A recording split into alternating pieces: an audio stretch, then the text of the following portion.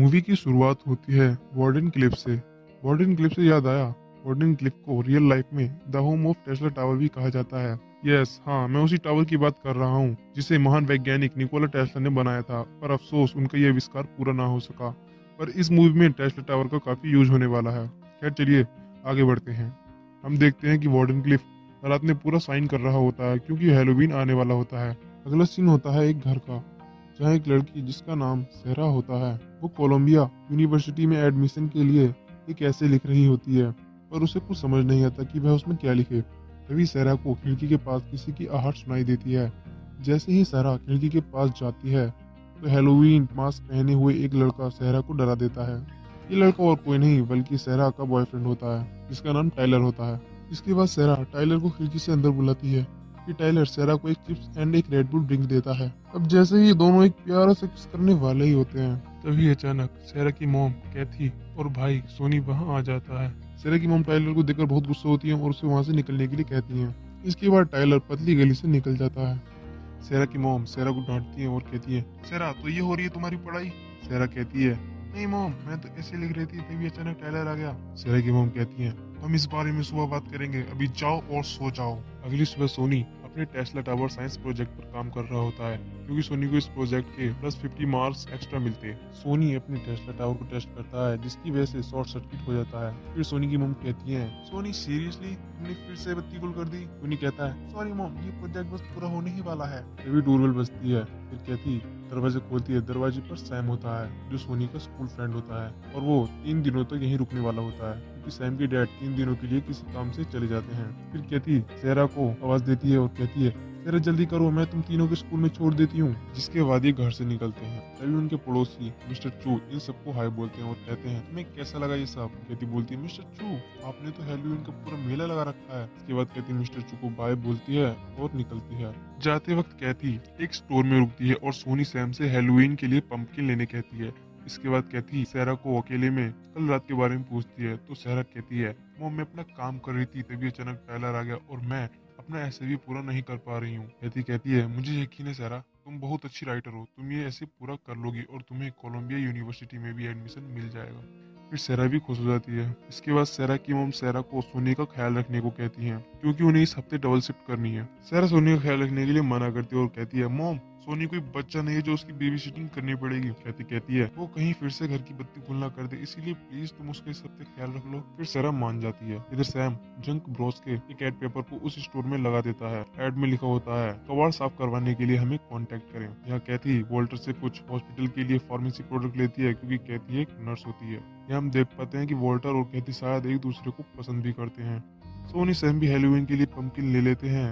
फिर कैथी इन तीनों को स्कूल छोड़ देती है। स्कूल में सोनी और सैम को एक लड़का टॉमी मैडिगन और उसके कुछ दोस्त गोली करते दिखाई देते हैं। इधर स्कूल की लाइब्रेरी में सहरा पार्ट टाइम जॉब कर रही होती है जहाँ टाइलर एक बुक इश्यू कराने के लिए सहरा के पास आता है, लेकिन सहरा मना कर देती है और कहती है, तुम्हारे पास लाइब्रेरी की पहले से 4 किताबें हैं जो तुमने अभी तक नहीं लौटाई हैं, इसलिए तुम्हारा लाइब्रेरी अकाउंट फ्रीज कर दिया गया है। इसे फिर से चालू कराने के लिए $40 लगेंगे। टाइलर कहता है कि मैंने तो $40 की क्लब टिकट ले ली है जहाँ हम दोनों साथ जाएंगे।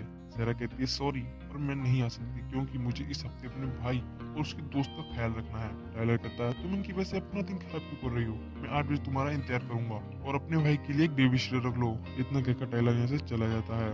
दूसरी तरफ स्कूल की छुट्टी के बाद सोनी और सैम हैलोवीन पंपकिन काट रहे होते हैं। तभी सैम को एक फोन आता है। ये फोन किसी ने सैम के एड पेपर को देखकर किया होता है। सैम फोन उठाता है जहाँ सैम को 24 एस्ली लेन का एड्रेस दिया जाता है ताकि सैम वहाँ से कबाड़ निकाल सके। सैम सोनी से भी साथ आने के लिए कहता है और कहता है, हम दोनों उस कचरे को बेचकर पैसे कमाएंगे। सैम की बहुत मिन्नतों के बाद सोनी भी साथ आने के लिए मान जाता है। इसके बाद सोनी और सैम अपनी साइकिल और ट्रॉली लेकर निकल पड़ते हैं। जब ये दोनों दिए गए पते पर पहुँचते हैं तो देखते हैं कि जिस घर का पुराना कबाड़ बेचकर ये कुछ पैसे कमाने वाले थे वो एक पुराना सा भूतिया टाइप हाउस है। इसके बाद दोनों अंदर जाते हैं जहाँ ये एक बिल्ली के डरावने शो पीस से डर जाते हैं। जब सोनी इस बिल्ली के शो पीस को निकालने की कोशिश करता है तभी सोनी से एक सीक्रेट बटन दब जाता है जिससे एक छोटा सा सीक्रेट दरवाजा खुल जाता है। दरवाजे के अंदर एक बड़ा सा बॉक्स दिखाई देता है जिसे निकालकर खोलने लगते हैं। खोलने के बाद इन्हें पता चलता है कि बॉक्स में एक पुरानी किताब और एक चाबी है। सोनी उस चाबी की मदद से जैसे ही बुक को खोलता है बॉक्स में अचानक से एक पपेट आ जाता है जिसके जेब में एक नोट भी होता है जिसमें लिखा होता है, मेरा नाम स्लैपी है, तुम्हारा क्या है। और नोट के पीछे मंत्र प्रकार का कुछ लिखा होता है जिसे सोनी पढ़ता है कुछ इन शब्दों में, कर्रू मर्री ओडोना लोमा मोलोनू कर्रानो। अब इन्हें पता नहीं होता कि जो मंत्र इन्होंने अभी अभी पढ़ा है उसकी वजह से ये पपेट जिंदा हो गया है। ये दोनों पपेट और बुक को भी ट्रॉली में रख लेते हैं, लेकिन तभी टॉमी वहां आ जाता है और इनसे बुक और पपेट को छीन लेता है। लेकिन स्लैपी अपनी जादुई शक्तियों से टॉमी की पैंट निकाल देता है। फिर सैम पपेट को लेता है और दोनों भागने लगते हैं।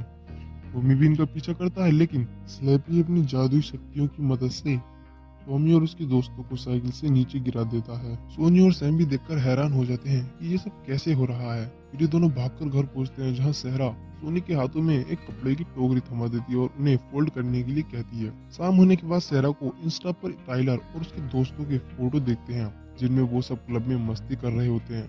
फिर कैथी सोनी से यह कहकर चली जाती है कि मैं बाहर जा रही हूँ और 10 बजे तक आ जाऊंगी। जब सहरा क्लब पहुंचती है तो देखती है कि टाइलर किसी और लड़की को किस कर रहा होता है। सहरा वापस अपनी कार में आती है और रोने लगती है। यहाँ पर सोनी फिर से अपने टेस्ला टावर प्रोजेक्ट को टेस्ट करने के लिए स्लैपी के हाथ में एक बल्ब देता है और टेस्ट करने के लिए स्विच ऑन करता है, पर इस बार भी शॉर्ट सर्किट हो जाता है। तभी स्लैपी बोलने लगता है और कहता है, वाह क्या प्रोजेक्ट है तुम्हारा। सोनी को लगता है कि शायद सैम उसके साथ ये मजाक कर रहा है, लेकिन सोनी को जल्द ही पता चल जाता है कि स्लैपी सच में बोल रहा है। सोनी घबरा जाता है और सैम को ऊपर बुलाता है और कहता है, देखो ये पपेट बोल रहा है। सैम को लगता है कि सोनी उसके साथ मजाक कर रहा है, लेकिन सोनी बताता है कि ये सच में जिंदा हो गया है, मैंने कुछ नहीं किया। फिर स्लैपी कहता है, तुम्हें मुझसे डरने की कोई जरूरत नहीं है, मुझे अपना भाई समझो, क्योंकि तुम्ही ने तो मुझे मंत्र पढ़कर जिंदा किया था और मैं अपनी शक्तियों से ये कपड़े फोल्ड और तुम्हारे होमवर्क भी कर सकता हूँ। ये दोनों बहुत खुश हो जाते हैं और कहते हैं, हमारे हाथ कबाड़ से सच में खजाना लग गया। लेकिन स्लैपी इस सीक्रेट को अपने तक ही रखने के लिए कहता है। कुछ समय बाद सहरा भी घर लौट आती है। टोनी सहरा से पूछता है कि तुम इतनी जल्दी कैसे आ गई। तो सहरा बताती है कि मेरे बॉयफ्रेंड ने मेरे साथ चीट किया है। इसके बाद सहरा सोने चली जाती है। स्लैपी सहरा की ये सारी बातें सुन लेता है और आधी रात को जब सब सो रहे होते हैं, सोनी के टेस्ला टावर को अपने तरीके से मॉडिफाइड करता है और फिर सहरा के कमरे में जाकर उसके स्कूल बैग में घुस जाता है। सुबह स्कूल में जब सहरा अपना बैग चेक करती है तो उसमें स्लैपी होता है। सहरा को लगता है कि यह हरकत सोनी और सैम ने की है। सहरा स्लैपी को अपने लॉकर में रखती है और तभी पीछे से टाइलर आ जाता है और कहता है, सहरा मैंने कल रात तुम्हें मिस किया। लेकिन सहरा को पता होता है कि कल रात टाइलर किसी और लड़की के साथ था। सहरा टाइलर को इग्नोर करती है और चली जाती है। अब स्लैपी को भी पता चल जाता है कि जिसने कल रात सहरा का दिल तोड़ा था वो टाइलर था। जब टाइलर मंच को डेकोरेट कर रहा होता है तभी स्लैपी वहां आ जाता है और टाइलर को सीढ़ियों से गिरा देता है, जिससे टाइलर घायल हो जाता है। फिर एम्बुलेंस टाइलर को उठाकर ले जा रही होती है। टाइलर एक ही वर्ड बोल रहा होता है, मुझे एक पपेट ने गिराया है, मुझे एक पपेट ने गिराया है। सहरा ये सुनकर सीधे अपने स्कूल लॉकर के पास जाती है और उसे खोलती है, पर लॉकर में स्लैपी नहीं होता है। सोनी के स्कूल में सोनी एक लड़की के हाथ में बल्ब देता है और टेस्ला टावर को टेस्ट करने के लिए स्विच ऑन कर देता है, लेकिन इस बार शॉर्ट सर्किट नहीं होता और लड़की के हाथ में जो बल्ब होता है वो जलने लगता है। लेकिन धीरे धीरे टेस्ला टावर ओवर पावर होने लगता है, जिसकी वजह से वो बल्ब ब्लास्ट हो जाता है और उस लड़की का मुंह एकदम काला हो जाता है और स्कूल की दीवार में बहुत बड़ा होल हो जाता है और लैब में भी आग लग जाती है, जिसकी वजह से फायर ब्रिगेड भी आ जाती है। सहरा इनकी स्कूल में आती है और उनसे कार में बैठने के लिए कहती है। इसके बाद सहरा इनसे पूछती है कि किसने उस पपेट को मेरे बैग में रखा। सोनी कहता है कि नहीं, हमने नहीं रखा। सोनी बताता है कि उस पपेट में जादुई शक्तियां हैं, तो उसने मेरे बॉयफ्रेंड को चोट क्यों पहुंचाई। सोनी कहता है शायद उसने कल रात की सारी बातें सुन ली। सहरा कहती है वो चीजों को बिगाड़ रहा है, हमें उसे रोकना होगा। फिर ये कार को फास्ट भगाते हैं और घर पहुंचते हैं, जहाँ स्लैपी कैथी की गोद में बैठा हुआ होता है। सोनी अपनी मोम से स्लैपी को नीचे रखने के लिए कहता है। तभी घर का फोन रिंग होता है, जिसे पिक करने के लिए कैथी जाती है। तभी स्लैपी बोलने लगता है और कहता है, तो आ गए मेरे भाइयों। सहरा कहती है तुम हमारे परिवार का हिस्सा नहीं हो। तभी कैथी वहां जाती है, जिसे देख स्लैपी अपने आप को बेजान कर लेता है। कैथी सोनी से कहती है कि तुमने मुझे बताया नहीं कि तुमने स्कूल की लैब बर्बाद कर दी है। सोनी कहता है नहीं मोम, ये सब इस पपेट ने किया है। कैथी कहती है क्या तुम मुझे पागल समझ रहे हो, घर बैठो, आज रात तुम्हारे लिए कोई हैलोवीन नहीं। इतना कहकर कैथी वापस अपनी जॉब पर चली जाती है। स्लैपी फिर से बोलने लगता है और कहता है, तुम्हें पता नहीं है मुझे गुस्सा आता है तो मैं क्या करता हूँ। ही ही ही ही ही। लेकिन सारा बेसबॉल बैट से स्लैपी को बेहोश कर देती है, जिसके बाद ये तीनों स्लैपी को एक सूट केस में बंद करके एक नदी में फेंक देते हैं। घर लौटते वक्त अचानक से स्लैपी ऊपर से गिरता है। स्लैपी को देखकर डर जाते हैं और जोर जोर से चिल्लाने लगते हैं। फिर स्लैपी जोर से कार के शीशे को पीटता है, जिससे शीशा चटक जाता है। फिर सहरा कार का ब्रेक लगा देती है, जिससे स्लैपी जंगल में गिर जाता है। शाम होने के बाद सब हैलोवीन एंजॉय कर रहे होते हैं, लेकिन स्लैपी उसी स्टोर में जाता है जहाँ वोल्टर काम करता है। स्लैपी स्टोर में जाकर सभी हैलोवीन डेकोरेशन और कॉस्ट्यूम में जान डाल देता है और वॉल्टर को भी एक हैलोवीन मॉन्स्टर बना देता है, जो कि पूरी तरह से स्लैपी के काबू में होता है। फिर स्लैपी इन सभी मॉन्स्टर से शहर में तबाही मचाने के लिए कह देता है। इसके बाद सभी मॉन्स्टर शहर की तरफ भागते हैं। इधर ये तीनों वेब पर कुछ अजीब घटनाओं के बारे में सर्च करते हैं, जहाँ इन्हें पता चलता है कि स्लैपी इससे पहले भी कई बार तबाही मचा चुका है, और इन्हें ये भी पता चलता है कि ये स्लैपी आर.एल. स्टाइन की बुक का एक कैरेक्टर है जो जिंदा भी हो जाता है। तभी सोनी कहता है कि हाँ, स्लैपी के साथ एक बुक भी थी। जैसे हमने उस किताब को खोला, स्लैपी अचानक से सामने आ गया, मगर इस वक्त वो किताब टॉमी के पास है। फिर आर.एल. स्टाइन के बारे में सर्च करते हैं, जहाँ इन्हें आर.एल. स्टाइन एप्रिशिएशन सोसाइटी के प्रेसिडेंट का नंबर मिलता है। फिर सेरा इस नंबर पर कॉल करती है और सारे इंसिडेंट के बारे में बताती है। ये बातें एक अननोन व्यक्ति सुनता है। ये अननोन व्यक्ति और कोई नहीं बल्कि आर.एल. स्टाइन होता है। आर.एल. स्टाइन अपना जादुई टाइपराइटर उठाते हैं और वार्डन क्लिफ की तरफ निकलते हैं। इधर सेरा सैम और सोनी के साथ उस बुक को लेने के लिए जाती है जो टॉमी के पास होती है। तीनों टॉमी के पास जाते हैं और बुक के बारे में पूछते हैं। टॉमी कहता है, क्या तुम पागल हो, किताब मेरे पास नहीं है। सेरा कहती है, अगर तूने किताब नहीं दी तो मैं तेरा मुंह तोड़ दूंगी। टॉमी कहता है, ठीक है, वो किताब मेरे घर पर मेरे रूम में है। तभी ऊपर से 3 हैलोवीन बीच आती हैं और टॉमी और उसके दोस्तों को लेकर उड़ जाती हैं। सेरा कहती है, ये सब स्लैपी कर रहा है, हमें जल्द से जल्द वो किताब ढूंढनी होगी। फिर ये भागकर टॉमी के घर पहुंचते हैं और दरवाजा खटखटाते हैं, और टॉमी की दादी तो घोड़े बेचकर सो रही होती हैं, जिस वजह से उन्हें कुछ सुनाई नहीं देता। फिर ये एक विंडो से घर में एंटर करते हैं और टॉमी के रूम में जाते हैं।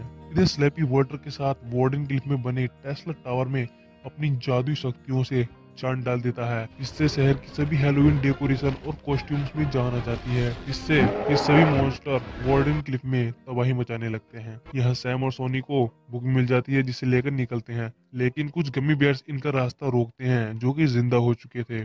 सैम और सोनी पर ये गमी बेयर्स हमला कर देते हैं। तभी सोनी के हाथ से वो बुक गिर जाती है, जहाँ इन्हें किताब की पावर का पता चलता है। ये किताब गमी बियर को अपने अंदर खींच लेती है। सभी गमी बियर्स एक होकर सैम को खाने लगते हैं, लेकिन सोनी किताब को उठाता है और गमी बियर्स को बुक में खींच लेता है, जिसके बाद ये घर से बाहर निकलते हैं और सेरा को बताते हैं कि इस किताब की मदद से स्लैपी और सभी मॉन्स्टर को इस बुक में वापस भेजा जा सकता है। जब ये तीनों अपने घर की ओर आते हैं तो देखते हैं कि मॉन्स्टर्स ने पूरे शहर में तबाही मचा रखी है, और एक बड़ी सी मॉन्स्टर स्पाइडर ने सेहरा सोनी की मोम को जाल में फंसा रखा है, और वो उन्हें लेकर टेस्ला टावर की तरफ जा रही होती है।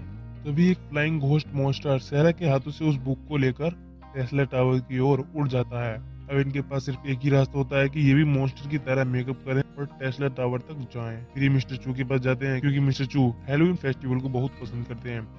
ये मिस्टर चू के पास जाते हैं, जहाँ मिस्टर चू इन्हें अपना हैलोवीन मेकअप रूम दिखाते हैं। इसके बाद ये तीनों मॉन्स्टर की तरह मेकअप कर लेते हैं, और सेरा आर.एल. स्टाइन की बुक की तरह दिखने वाली बुक को भी रख लेती है ताकि स्लैपी को डिस्ट्रैक्ट कर सके। जब ये घर से बाहर निकलते हैं तो कोई भी मॉन्स्टर इन्हें पहचान नहीं पाता, जिससे ये आसानी से टेस्ला टावर तक पहुंच जाते हैं। इधर आर.एल. स्टाइन भी वार्डन क्लिफ में पहुंच चुके होते हैं। आर.एल. स्टाइन देखते हैं कि स्लैपी ने पूरे वार्डन क्लिफ में तबाही मचा रखी है। इसके बाद स्टाइन की नजर टेस्ला टावर पर जाती है, जिसके बाद स्टाइन कार में बैठकर टावर की ओर बढ़ते हैं। यहाँ ये अपनी मोम को ढूंढने लगते हैं।